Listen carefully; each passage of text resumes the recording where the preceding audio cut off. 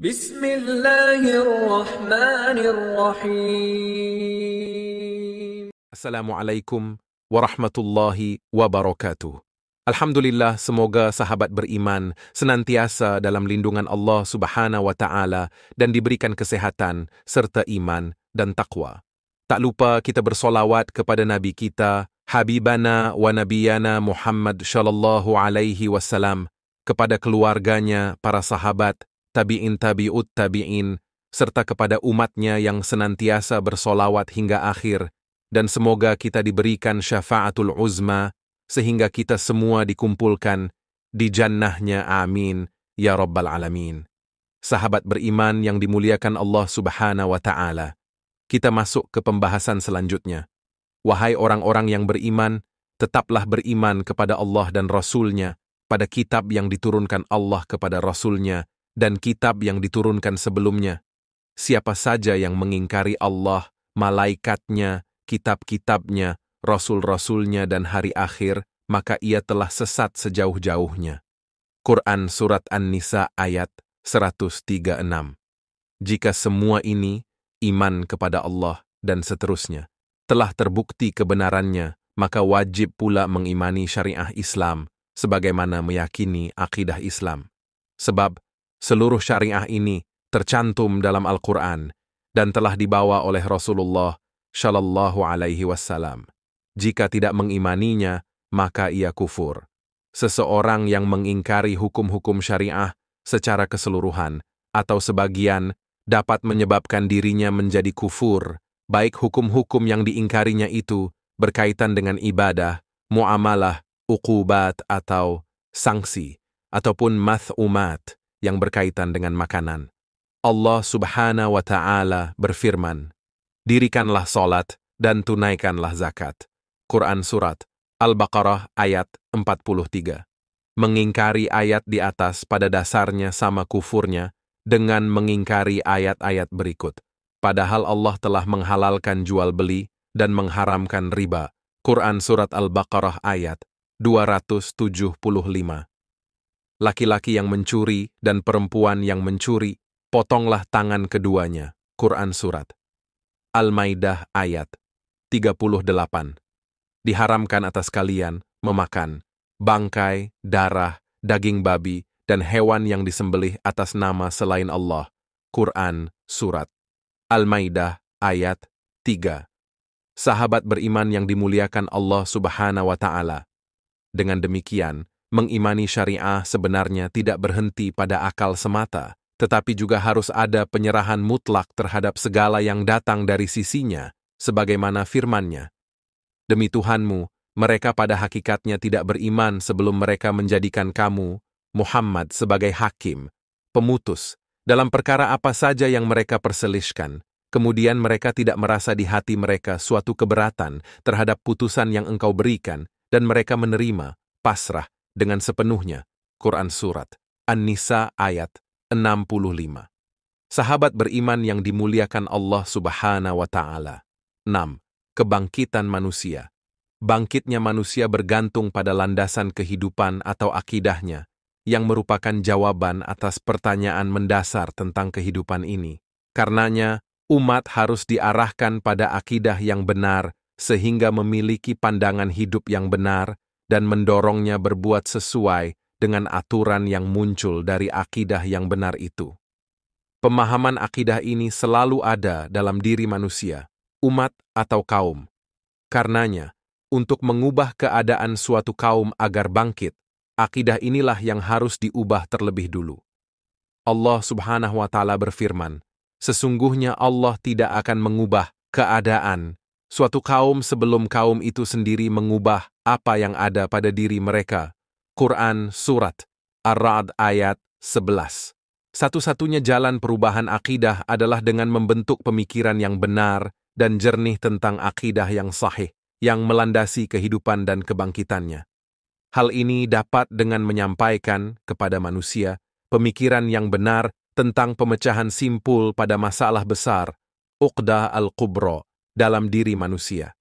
Jika masalah besar ini telah teruraikan, maka terurai pula masalah yang lainnya karena ia hanya merupakan bagian atau cabang dari masalah besar itu. Oleh karena itu, mereka yang menghendaki kebangkitan dan kehidupan berada di atas jalan yang mulia harus terlebih dulu memecahkan masalah besar ini dengan pemecahan yang benar, yakni dengan akidah yang benar. Islam telah menangani masalah besar ini, dipecahkannya untuk manusia dengan pemecahan yang sesuai dengan fitrah, memuaskan akal, serta memberikan ketenangan jiwa. Oleh sebab itu, Islam dibangun di atas satu dasar, yaitu akidah, yang mengatakan bahwa di balik alam semesta, manusia, dan kehidupan, terdapat Sang Pencipta, Al-Khaliq, yang telah menciptakan ketiganya, dan yang telah menciptakan pula segala sesuatu yang lainnya. Dialah Allah Subhanahu wa Ta'ala. Akidah ini mengatakan bahwa Pencipta ini telah menciptakan segala sesuatu dari tidak ada menjadi ada. La bersifat wajib al-wujud atau wajib adanya. La bukan makhluk, karena sifatnya sebagai pencipta memastikan bahwa dirinya bukan makhluk, serta memastikan pula bahwa ia mutlak adanya. Segala sesuatu menyandarkan wujudnya pada dirinya, sedangkan La tidak bersandar pada sesuatu apapun. Sahabat beriman yang dimuliakan Allah Subhanahu wa Ta'ala. 7. Iman kepada malaikat. Ingatlah, ketika kami berfirman kepada para malaikat, bersujudlah kalian kepada Adam. Lalu bersujudlah mereka. Quran, Surat Al-Baqarah, ayat 34. Iman kepada malaikat berdasarkan dalil nakli karena akal tidak pernah mampu menjangkau eksistensi atau keberadaan malaikat. Dalil syariah tentang adanya malaikat berasal dari Al-Quran dan Sunnah Rasul. Di antaranya adalah firman Allah Subhanahu wa Ta'ala. Wahai orang-orang yang beriman, tetaplah beriman kepada Allah dan Rasul-Nya, pada kitab yang diturunkan Allah kepada Rasul-Nya, dan kitab yang diturunkan sebelumnya. Siapa saja yang mengingkari Allah, malaikatnya, kitab-kitabnya, Rasul-Rasul-Nya, dan hari akhir, maka ia telah sesat sejauh-jauhnya. Quran Surat An-Nisa, ayat 136. Sahabat beriman yang dimuliakan Allah Subhanahu wa Ta'ala. Malaikat dan asal-usul kejadiannya. Malaikat diciptakan Allah sebelum jin, manusia, dan alam semesta. Adapun terkait dengan asal kejadian mereka, Al-Quran tidak merincinya. Hal tersebut dijelaskan dalam sebuah hadits yang diriwayatkan oleh Imam Muslim, bahwa malaikat itu dijadikan dari cahaya atau nur tanpa dijelaskan bagaimana karakteristik, bentuk, cahaya, nur tersebut. Oleh karena itu, zat malaikat yang sebenarnya tidak mungkin dapat dijangkau akal, karena ia berada di luar jangkauan panca indera dan akal manusia. Namun, keberadaannya pasti. Menurut penjelasan Al-Quran, mereka berada di langit dan di bumi dan saling berpindah tempat di antara keduanya. Tugas-tugas malaikat.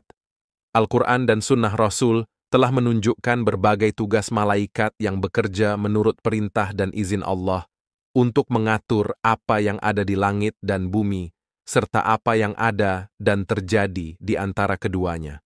Misalnya, ada yang ditugaskan untuk mengatur peredaran matahari, bulan, dan bintang, mengatur peredaran awan dan turunnya hujan, mengatur terjadinya proses pembentukan janin di dalam rahim.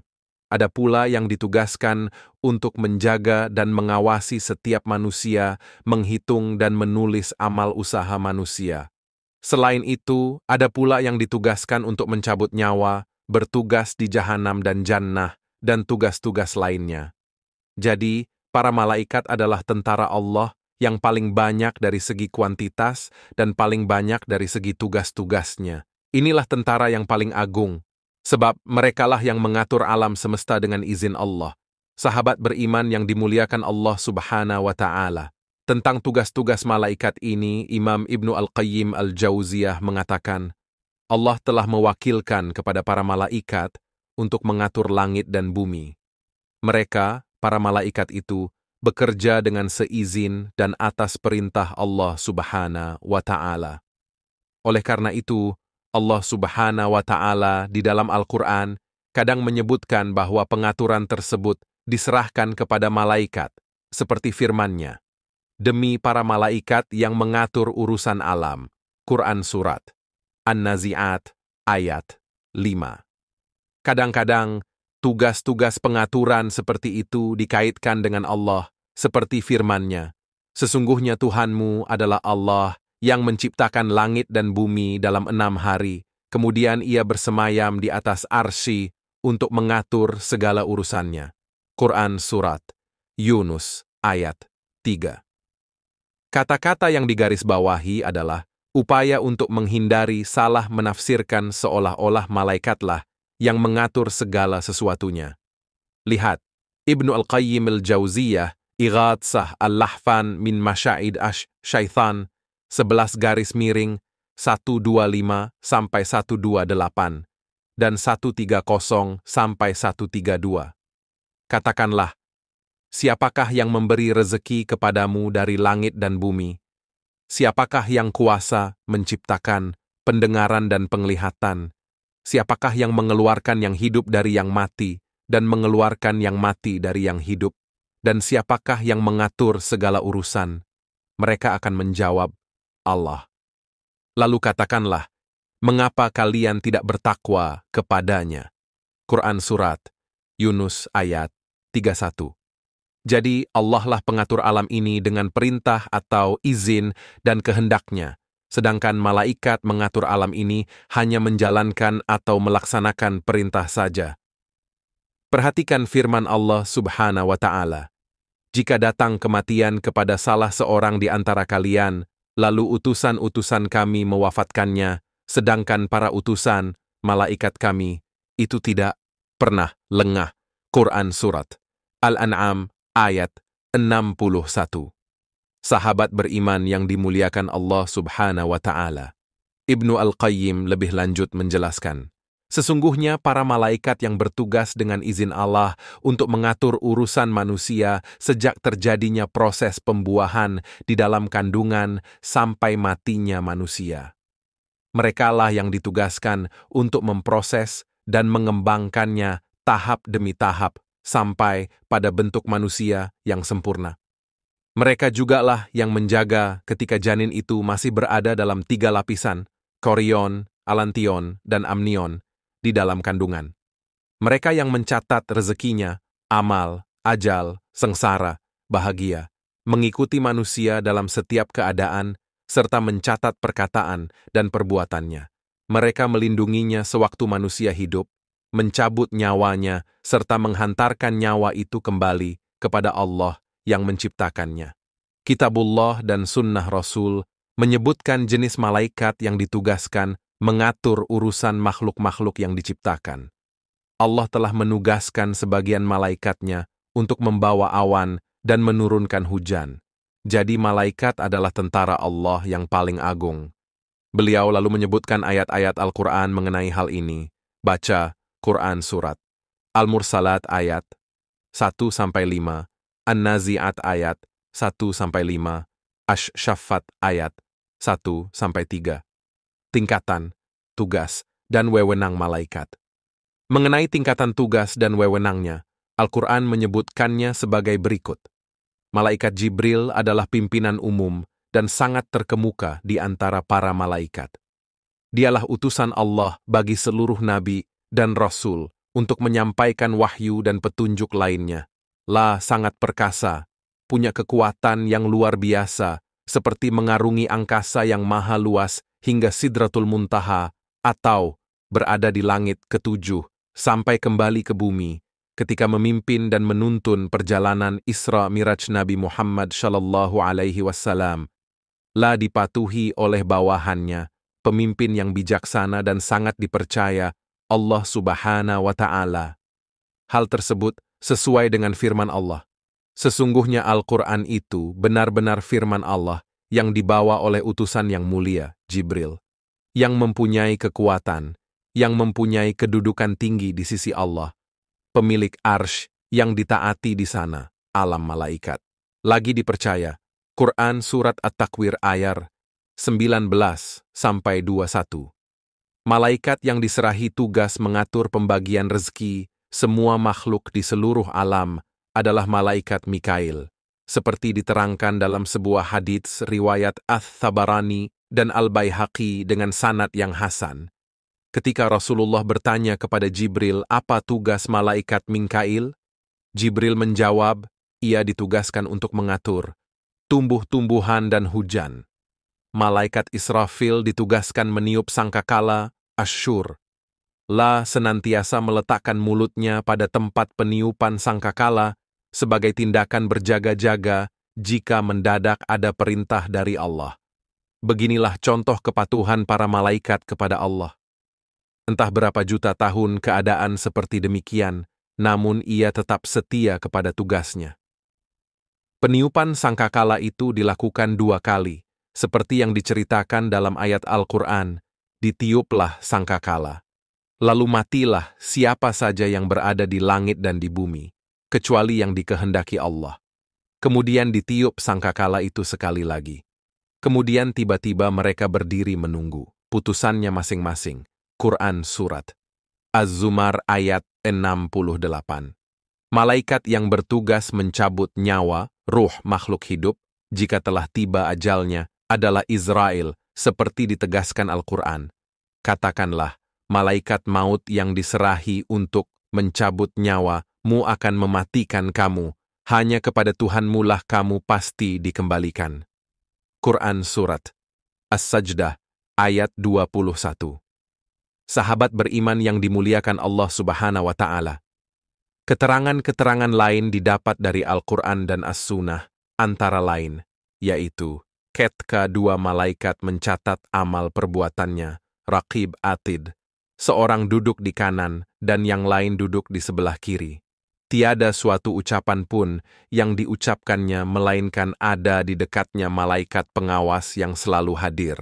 Quran Surat Qaf ayat 17-18. Hai orang-orang yang beriman, peliharalah diri dan keluarga kalian dari api jahanam yang bahan bakarnya adalah manusia dan batu, berhala.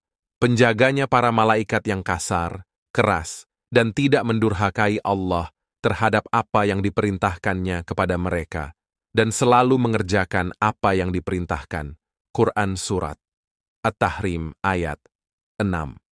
Iman kepada malaikat, meskipun berdasarkan pada dalil naqli, pada hakikatnya, keberadaannya wajib diyakini, karena penukilannya bersumber dari sesuatu yang secara akli sudah dipastikan kebenarannya, yakni Al-Quran dan As-Sunnah.